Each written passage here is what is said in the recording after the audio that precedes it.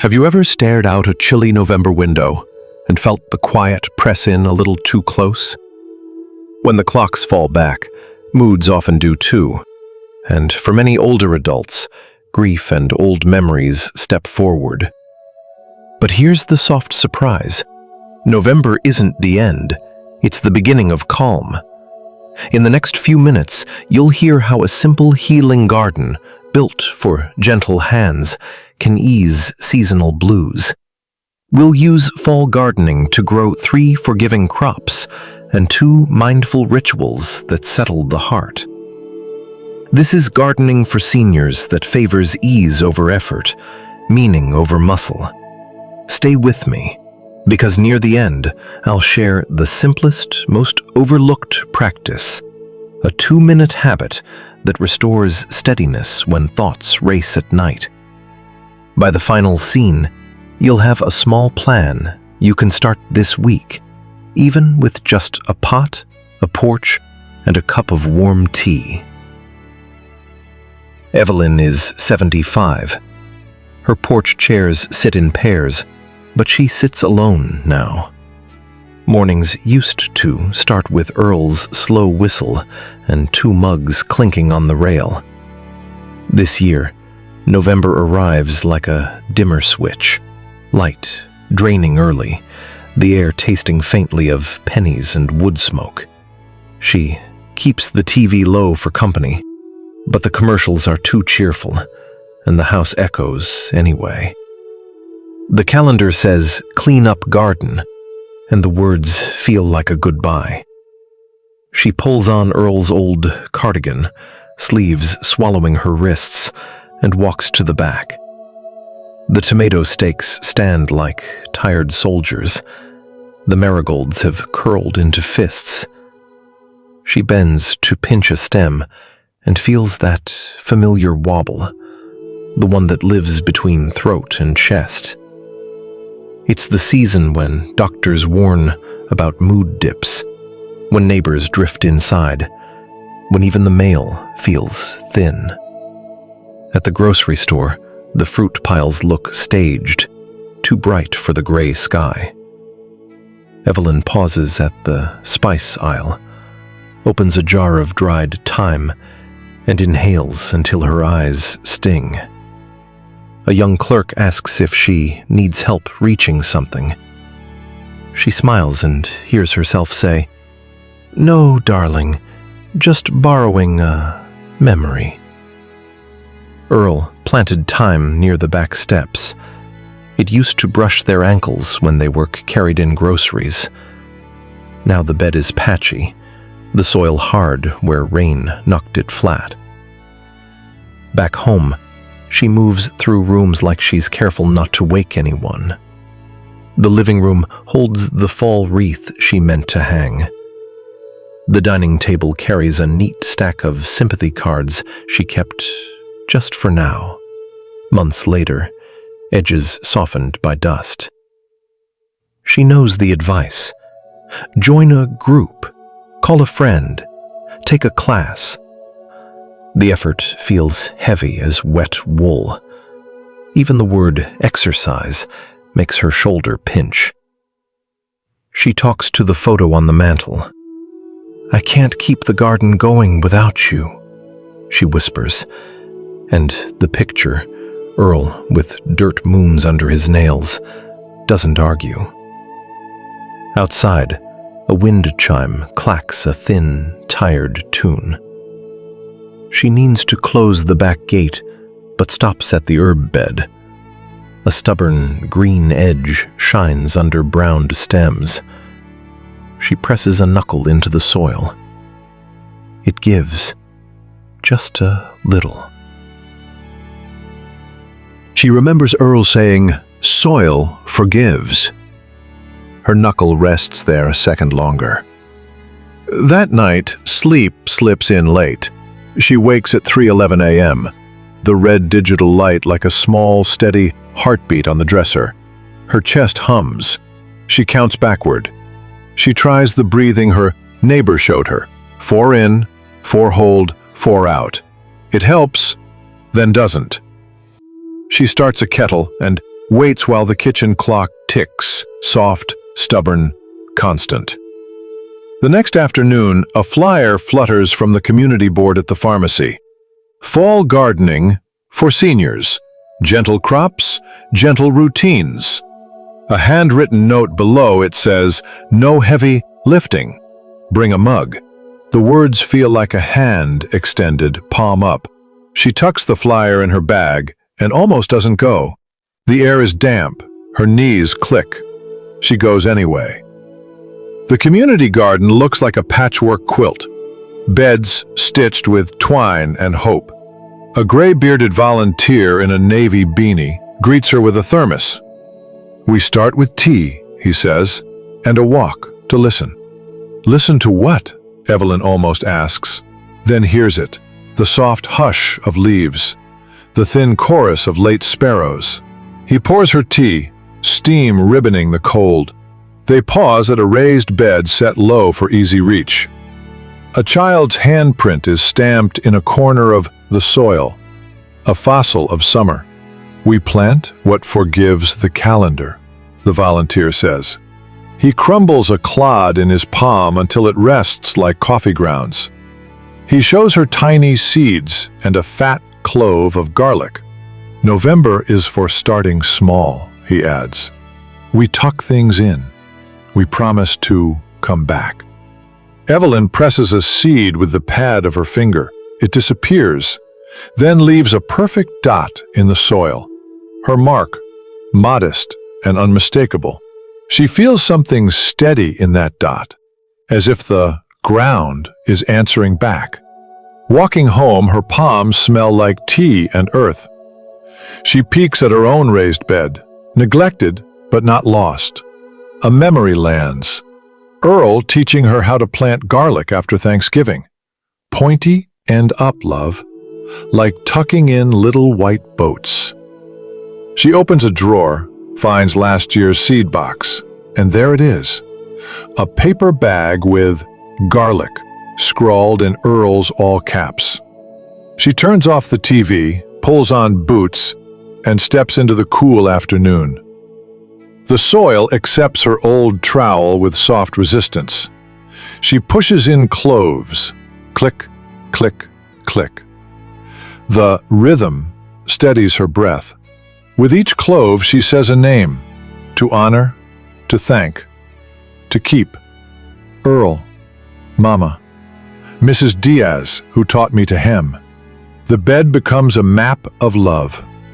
The sky darkens early, but not unkindly. She covers the cloves with a blanket of straw, then stands with her hands on hips the way Earl used to. Her chest feels roomier. She doesn't know it yet, but this small act is a hinge. The blues will still visit. Grief will still knock. But the garden has shifted from a goodbye to a keep going. And tomorrow, something unexpected, something almost laughably simple will make that shift stick. The next evening, Evelyn tries what the volunteer called a tea walk. "Before the news, before the scroll," he said. "Fill a mug, step outside, and walk the fence. No chores, just note 3 living things." So she does. The mug warms her palms. The steam fogs her glasses. She hears the low thrum of a distant train, counts 2 sparrows, and spots a shy violet leaf under the mulch. Something loosens. The point isn't productivity. It's presence. From that turning, her November garden becomes a gentle plan, not a chore list. Here are the 5 pieces that made it work. The harvest of our promise from the start. The first 4 grow: food and steadiness. The 5th is that simple, overlooked practice I told you to wait for. 1. Lettuce. The easy green for quick wins. Lettuce likes the chill. Evelyn broadcasts a cold-tolerant mix in a shallow tray and 1 narrow bed by the back steps. She rakes with her fingers, the way you would smooth a blanket over a napping child. In 2 weeks, baby leaves appear like shy hands. She cuts a handful with kitchen scissors, rinses and drizzles oil. The crunch is bright, almost peppery, the season giving something tender back. For sore shoulders, she keeps the bed raised to mid-thigh and uses a light, long-handled rake. Success arrives early on a small plate. 2. Spinach. Strength in small leaves. Spinach starts slow and then finds its stride in cool weather. Evelyn sows a row the width of her palm. She uses the 2-minute soil touch each morning, pressing her fingers into the top inch to feel for moisture instead of guessing. If the soil kisses her skin damply, she waits. If it's dusty, she gives the bed a gentle drink with a watering can, not a hose, to avoid strain. When the leaves mature, she sautés them with garlic and a squeeze of lemon. Food becomes a quiet form of self-respect. 3. Garlic. Grief's long companion. Garlic is planted in November, not despite the cold, but because of it. Each clove is a promise to a future self. Evelyn tucks in a name with each one. This is gratitude planting. Come spring, bright shoots will rise like green bookmarks in the bed. The waiting itself becomes therapy, proof that buried things can push toward light on their own timetable. No rush, no performance. 4. A healing layout. Paths for easy bodies. Evelyn redraws the garden to suit her knees and hands. Beds are narrow enough to reach the center without bending hard. She places a stable stool at each corner, sitting to plant, standing to breathe. Heavy tools stay on hooks. A basket holds light, soft grip hand tools and garden scissors. A small wind chime becomes a metronome for pacing. Work 2 chimes, rest 1. This isn't about endurance.